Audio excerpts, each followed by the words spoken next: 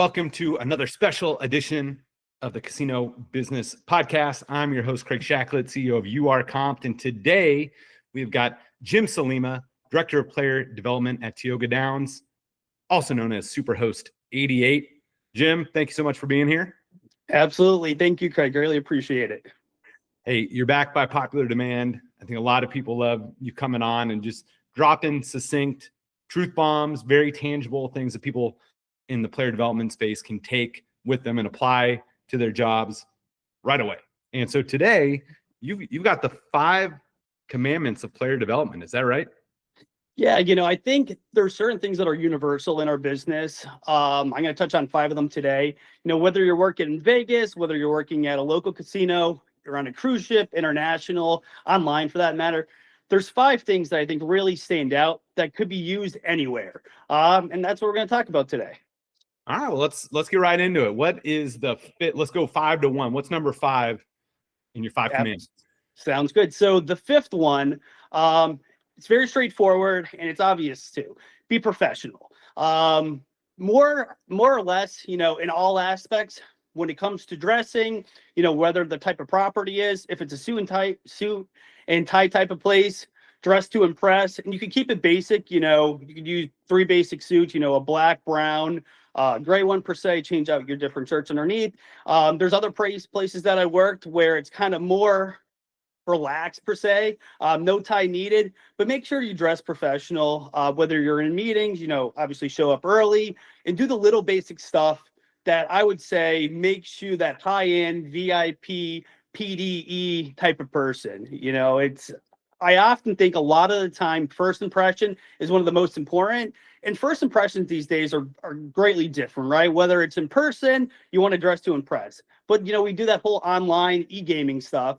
So be professional on the phone, be professional with your text messages, your emails, take that extra step to be professional in all aspects of the job.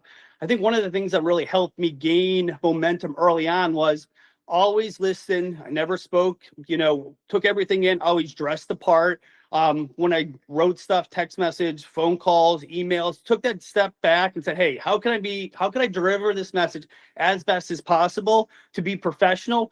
Because I got into business when I was early, I was 20 years old. So I just right out of the gate, tried to be professional as possible. And I think that helped me get me a lot faster to where I was going. Yeah. And I think going back to the way you dress, everything you said, I agree with 100%. Like the way you speak to somebody, be professional. But the way I think people they feel more special the way if they're treated well by somebody that's like put together and like, because there's a difference between somebody, if somebody walks up and they've got stains on their shirts and their hair's messed up and their shirt's untucked and they're like, hey, how can I help you? Let me get you a seat at the table versus somebody that buttoned up, they look great. And like if you're spending a lot of money and take a date to a nice steakhouse, it's like you want everybody to look good, be sharp. Like you feel special when somebody looks good that is treating you well. So I think that's a good point that sometimes we overlook. It's like, hey, put yourself together because that's going to make the players feel better. Absolutely, 100%. All right, so that's number 5, be professional. What's number 4? Number 4 is know your customer. I think there is an art to having a conversation with a player. And during that conversation, you want to ask questions to gain as much insight to the players as possible. Most people aren't comfortable with saying, hey, how do you make your money? That's a tough question to ask, especially if you don't know somebody. But ask them what they like to do, ask them about their family life, ask them probing questions to get to know that player. That's number 1, is just when you have the conversation with them.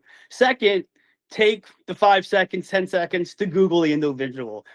See if they have any social media. It is when I first got in the business, there was no social media out there, right? Or very minimal. Now you could Google, I would say at least 4 out of your 5 of your players, and you're going to find out that they're a doctor, they're a football player, they own some type of XYZ business.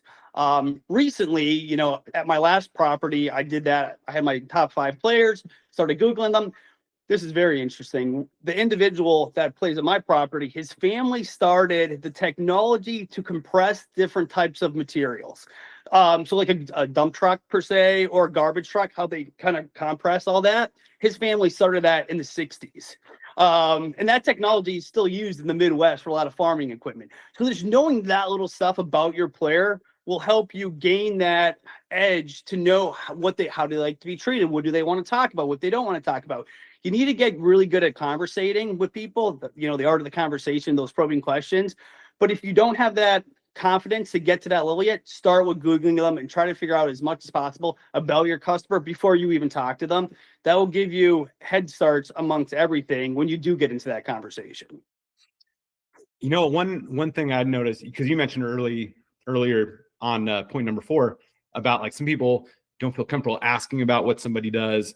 What I've always found works. I've never heard anybody blow me off, or if they do, because I'm genuinely curious about it, and I'll just say, hey, look, most people I've met that play at your level, they're doing something really cool and interesting. Like, what do you do? How do you, and like genuinely ask it like that? Because they'll either say, you know, I'm in a lot of different things. They don't want to answer it, or they'll be like, they'll be proud of what they've accomplished because absolutely, they've accomplished a lot, and so they've got good reason to be proud. So I found like setting it up that way instead of just being, hey, what do you do? Like just say, hey, I found people that play at your level are they generally accomplish some pretty cool things. Like, tell me what kind of work do you do? And most of the time they'll either tell you what they do, or they'll be flattered, but they'll be like, I'm in a lot of different things, and move on.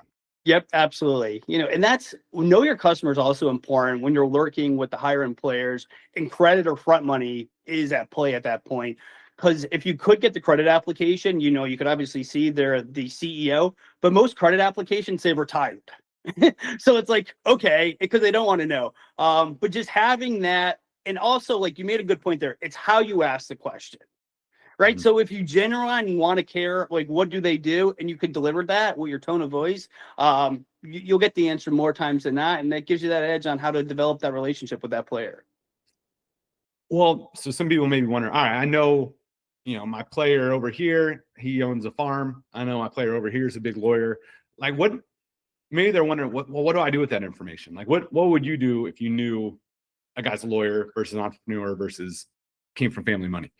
So and you also have to know the type of personality type the player is, right? So some people do want to talk to you. Other people want to be left alone. The people that want to be left alone, you respect that. And, you know, you check in on them and you go there. The people that will conversate with you and you do figure out what they do for a living or what their likes are. The end goal is to figure out, how do you build loyalty? If you have this information and you know that he's a farmer, what do I use? I want to use that information to try to build as much loyalty between me and him as fast as possible. Because we're working with speed here too. These players have a bunch of choices they can play at. So building the relationship as strong and as fast as possible is always at play. But once you understand what they do for a living, if he's a farmer, generally speaking, he's a basic guy, right? Versus someone that develops some type of technology. So I would go down that rabbit hole. Tell me what you do. Oh, you're a farmer. That's great. You know, have you found anything? What has changed in the last 20, 30 years in your business? Oh, that's changed. Start asking those probing questions and trying to figure out their personality type, which then will lead you on to what really excites that player. And as I said, the end goal is building a strong relationship that you know the player, you have general care about the player, and that's player development per se. You know, that's relationship marketing at its finest.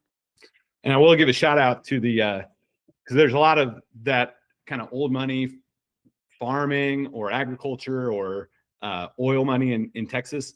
And you're right. I mean, you use the word basic, but I know you didn't mean like dumb. A lot of them are just they're like humble. And when you start talking to them, it's like, wow, these guys are whip smart. They know about business. They know, you know, where everything's going on in their business, and it's sophisticated businesses. But yeah, they'll come across, you know, they're not wearing the flashy suits or things like that, but they got money. And don't piss them off either. You know, they know absolutely.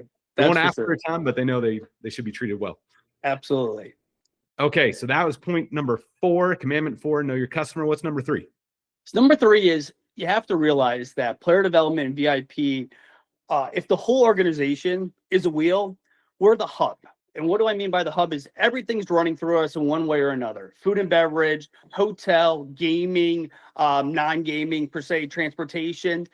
And it's important to realize where we fit in this matrix, because you need to start building the relationships with these other spokes per se. Your relationship's only as good as the next, and you can't host a player 24/7 or their whole trip. Yes, you're going to check in on them. Yes, you're going to make sure they're having a good time. You should be greeting them at the door, but having good relationships with the other departments will really help take that experience to the next level. Table games, slots are very, very important when it comes to VIP and player development, but also food and beverage, so hotel, the non-gaming stuff as well. Transportation's another one. Having good relationships with the other departments will take your experience and your guest experience to the next level, because they're almost like hosting your guests for you when you're not there. And the players definitely feel that. I mean, I've had people fly across the country, when I worked in Vegas, and, hey, I got this guy coming in, I can't meet him this time because I have XYZ going on. Could you meet him at the door? They show up. Hello, Mr. Craig. How are you? Great to see you. Jimmy can't be here right now. He's going to meet you at dinner at 5:00. But getting that warm welcome at other departments, having them extend a hand really extends the experience for the guest, in my opinion. It does 100%. And if you I think probably a lot of hosts may think, well, hey, it's the other department's job. Why do I need to invest extra time? Maybe you could talk about that, like the difference between maybe some hosts take it for granted and they're like, all right, yeah, whatever, food and beverage, they need to do their job, versus what sounds like you're saying is, hey, invest some effort into really cultivating relationships. And why is that important? Yeah, so this perfect example, Saturday night, I had a guest that wanted to go to the steakhouse, and we have a new general manager of our steakhouse, and I started building that relationship with them. So when that guest called me and said, hey, could you get me in, because they were sold out, I was easy to call up the GM and say, hey, could you get my guy in? I know I'm asking for a favor. Yeah, no problem, Jimmy. That's just one example of having that. It's almost like you have your favors in your back pocket, and you could use them whenever you need. Transportation's another big one. I started in the business in valet, so it hits hard with valet and stuff. But having a good relationship with transportation, whenever you get that last minute call, hey, so and so needs to get picked up. Hey, you could easily reach out to the transportation manager. You have a good relationship with them. That whole transaction happens so much easy. Table games and slots, obviously, they're the ones actually executing on why we brought these people in here, right? So having that good relationship with the slot manager, so and so is coming in. Do you mind, locking up this machine for them or reserving this table game for them? Those conversations are so much easier when you have good relationships with these other departments.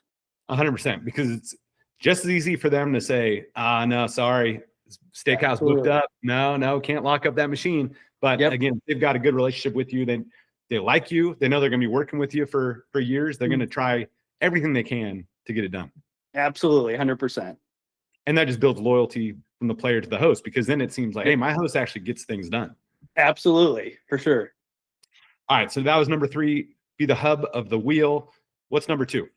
Number 2, and this could be arguably number 1 too, this is going to go back and forth. And it's pretty much one of the cardinal things with being anything to do with VIP or player development. You must answer your phone. No matter how you chop it up, you got to be accessible to your players, to management, to pretty much everybody. I don't believe on like you're on, you're off. You're pretty much always on. The question is, are you on property or not? But you got to answer your phone. That's answering that phone is so crucial, because what's also important about guest to service is speed of service. So you get the call from the player that he wants to come in. If you don't answer the phone, he has other options to go to other places. The local market's a little bit different than the destination market, but then that destination market, if you're not answering the phone, he's calling the next property. He's calling the next host. I could sit here and say blue in the face, player development, VIP services, relationship marketing, but at the end of the day, it is transactional, right? You do want to have the player come in to your property. You do want him to play. So you need to be accessible to the guest, but also the time in which you're accessible does matter too. I mean, unless there's some other way to get contact faster than cell phone, which I'm not sure of, we're not sending, letters anymore, or, cardinals or something, or pigeons for that matter. Everyone's using a cell phone these days. I mean, I actually cut into a lady 2 weeks ago. She was 92 years old and she had an iPhone. And she could text 92 on an iPhone. And the only reason why I knew this is I said to her, it was something about a reservation for one of the holiday parties. And she said to me, hey, do you mind sending me a text confirmation so I can store it? Because I guess, when you have the dates, it'll auto store it to the calendar. Yeah. Because I looked her up, she was born in, I want to say it was like 1938. something Wow. like that. It was Yeah. it was in the 30s, I want to say. It was pretty cool, but I mean, she's using a phone and she's in her 90s. So Right. anyone from 12 to 92 has an iPhone these days. They're going to be contacted by phone. A lot of you give out your business card, your phone number's on your business card. You're sending out emails, phone number on there. Everything has your phone number out there. And you wouldn't believe how many, I love referrals. I live and die on referrals. Since I've been very young, I've been preaching referrals, how to get referrals, art of the referral, so on and so. So when you do get that call and it's from an unknown number and you answer, and it's like, hey, I'm so-and-so, I'm so-and-so's friend. He contacted you via phone. If you don't answer, he can go to the next property. You got to answer your phone. It's like, if you're a cowboy, it's like your gun if you're in the Midwest or the Old West. Everything is done via phones these days. You got to answer them. It's probably one of the most important things with being a successful PD or executive host or VIP service agent. Yep. And just if you can't answer the phone, if you're out of service or you're on a flight, Yep. just respond as soon as you get off. Right. Yeah. It goes back to that speed of service too. Obviously there is times where you're not going to be able to answer your phone. I do have all my hosts set up auto response. So if they do have PTO, the person reaches out, the voicemail will say, hey, please call this person. If they text and they'll get an auto response that says, hey, I'm not available. Please call so-and-so. And that use technology these days, it's great with these phones. When I got in the business, there was no iPhones. It was Blackberries. And I thought that was, great. And I remember getting the first iPhone, which I guess would have been like an 09, somewhere around there, 2010. And this was like mind-blowing that you could do this type of stuff, whether it be answering your emails or texting or calling or setting up. It was just mind-blowing. You have this mini computer on your phone and you could basically do everything from it. So why not utilize it? But being a host, you got to answer your phone. It's the only way to really do the job at a basic level, never mind succeed.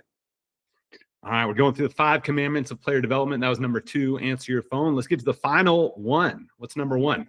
So number 1 is kind of the golden rule in life, and I feel like this does apply here, is treat others how you want to be treated. This applies to every aspect of player development or the casino life. You're going to be having literally over the course of your career millions of interactions. Everybody from EVS attendants to front desk agents to your players to your players' friends. Treat people how you want to be treated. Unfortunately, in player development, we get to deliver all this great news. Hey, we got front row tickets for you. I got you the giant suite. I got you, your approved pedal line. But there is times where we have to deliver bad news. So you just want to treat people how you want to be treated. The older I get, I do have a lot of energy. Craig, you've known me for many years now. I used to have a lot more energy than I do now. So I'm always, in a good mood and positive and do, try to bring that positivity. But I'm never, whether I'm dealing with players, whether I'm dealing with, my colleagues, anybody, I think about, hey, if I had to take this message, whether it's good or bad, how would I want to receive it? And that's how I apply it to the players. Sometimes you have to be discreet. So if it's something that's, negative, just not making a scene about it. There's so many times where I had to cut off players and say, unfortunately, it's time for you to leave the floor. You had too much to drink. And it's like, how would I want to be treated if I had to deliver that message? Or it's like, hey, this is a great thing. Hey, congratulations. You just won the car. Like I've had to make that call to a player that got their names. Like, how would I want it? I mean, I'm not going to be like, hey, you just won, a Cadillac. It's, hey, I got to tell you something. I got great news. You just won the car. So deliver that message how you would want to take it. And when you do that, I think you're a couple things. A, you're genuine, right? Because you know how you would want to be treated getting that message. So you're genuine. Number 2, number 2 is the energy in which you have to apply these messages, whether it be good or bad, you think about it, okay, this is the best possible solution. This is the worst possible solution. If I have to take in this information, how do I want to receive it? Just keeping that in mind really helps. I think the whole business, the job in its entirety, it's interesting. There was one point in my career where like every event I had, everyone kept getting their name pulled. Like we do a Super Bowl party, my player They would win whatever it may be, the signed football. You know, we give away a car, he would win the car. We do, and this is multiple players that I've hosted. You know, we would do a slot tournament. The winner was someone I invested. This happened for like 2.5 years at one point. It was a crazy phenomenon. But then there's also been parts of my career where it was like I had to keep telling people negative stuff. It's like, listen, you had too much to drink. We got to move you off the table. We're not going to give you a TTO, you know, that type of stuff. We're not going to raise the limits, you know, X, Y, and Z. And just always keeping in mind, like, how would I have to receive this message? What would I want it to be? I think that has helped me keep my relationships with these guests for as long as I've had.